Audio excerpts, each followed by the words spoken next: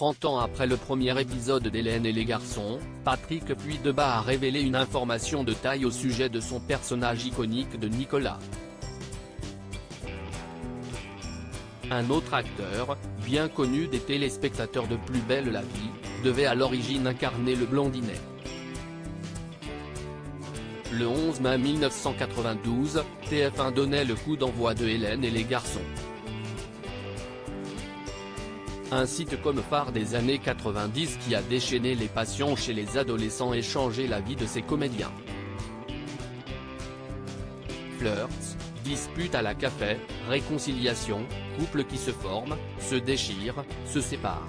Autant de péripéties qui tenaient en haleine des téléspectateurs avides de suivre les langoureux baisers d'Hélène et de son amoureux Nicolas. Ce dernier était incarné par Patrick Puydebas, lequel aurait pu passer à côté du rôle si l'on en croit ses récentes révélations concernant son audition. J'avais oublié que j'avais un casting, et j'étais parti à une fête au Bourget, c'était des fêtes techno, une rave partie sauvage. Ce qui était d'ailleurs non autorisé à l'époque. Et je n'étais pas prêt, a-t-il expliqué dans l'émission Ça commence aujourd'hui.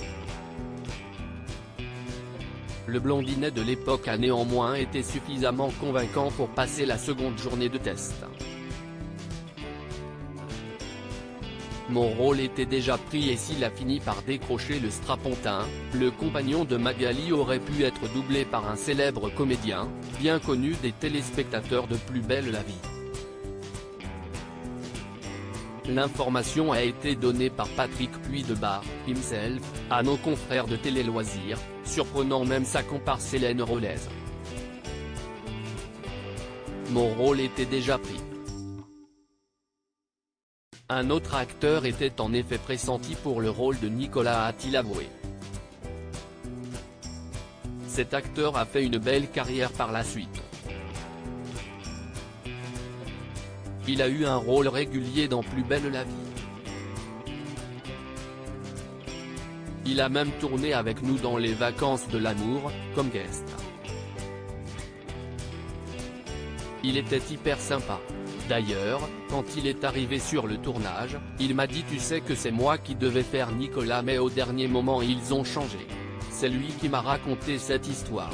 Après enquête du magazine, ce confrère ne serait autre que Stéphane Hénon, l'interprète de Boé dans l'ex-feuilleton quotidien culte de France 3.